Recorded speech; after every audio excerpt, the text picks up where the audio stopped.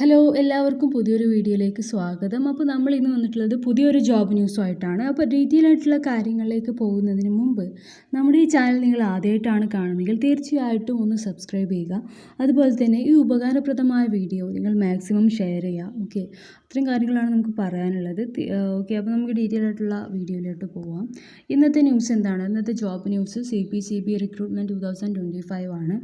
ഇത് എന്ന് വെച്ചാൽ പൊല്യൂഷൻ കൺട്രോൾ ബോർഡാണ്. ഇപ്പോൾ ഇതിന് കീഴിലാണ് നമ്മുടെ ഇന്നത്തെ ജോബ് ന്യൂസ് എന്ന് പറയുന്നത്. ഇത് നമ്മുടെ ഈ റിക്രൂട്ട്മെൻറ്റ് പുറത്തുവിട്ടത്, അതായത് അനൗൺസ് ചെയ്തത് ministry of environment, forest and climate change, government of India, ഇത് മൂന്നും കൂടി ചേർന്നിട്ടുള്ള ഒരു റിക്രൂട്ട്മെൻറ്റാണ് ഈ ഒരു CPCBയുടെ അണ്ടറിൽ വരുന്നത്. അപ്പോൾ ഈ കാര്യങ്ങൾ ഇതിലിപ്പോൾ എന്താണെന്ന് വെച്ചാൽ 69 വേക്കൻസീസാണ് കിടക്കുന്നത് അക്രോസ് ഇന്ത്യയാണ്. അപ്പോൾ വേരിയസ് പോസ്റ്റാണുള്ളത്. ഒരുപാട് പോസ്റ്റുകൾ ഈ 69 വേക്കൻസീസിൽ വരുന്നുണ്ട്. പിന്നെ ഇൻട്രസ്റ്റഡ് ആയിട്ടുള്ള ആൾക്കാർ, ഇൻട്രസ്റ്റഡ് ആയിട്ടുള്ള കാൻഡിഡേറ്റ്സ് എന്ത് ചെയ്യാം? അപ്ലൈ ചെയ്യേണ്ട അവസാന ഡേറ്റ് വരുന്നത് 28-ാം തീയതിയാണ്, ഏപ്രിൽ. സോ അത് ഒന്ന് മെൻഷൻ അവിടെ നോട്ട് ചെയ്യുക. കാരണം ഇന്ന് 25-ാം തീയതി ആയിട്ടുണ്ട്.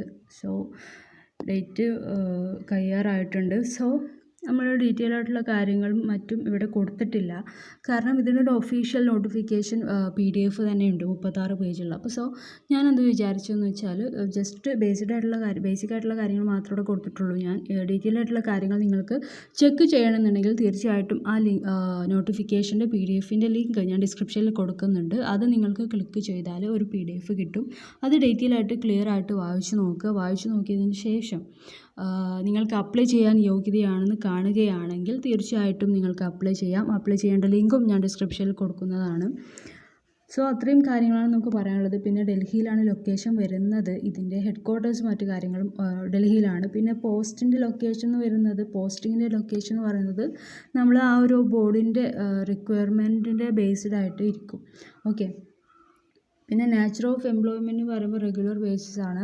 മറ്റു കാര്യങ്ങളും ഡീറ്റെയിൽ ആയിട്ടുള്ള കാര്യങ്ങളൊക്കെ ആ PDFയിൽ കൊടുത്തിട്ടുണ്ട്. നിങ്ങളുടെ ക്വാളിഫിക്കേഷൻ എന്തൊക്കെയാണ്, മറ്റു ഡീറ്റെയിൽ ആയിട്ടുള്ള കാര്യങ്ങൾ എന്തൊക്കെയാണെന്നുള്ളതൊക്കെ. അപ്പോൾ അത് കൃത്യമായിട്ട് വായിച്ച് നോക്കിയിട്ട് നിങ്ങൾക്ക് അപ്ലൈ ചെയ്യാവുന്നതാണ്. Thank you for watching.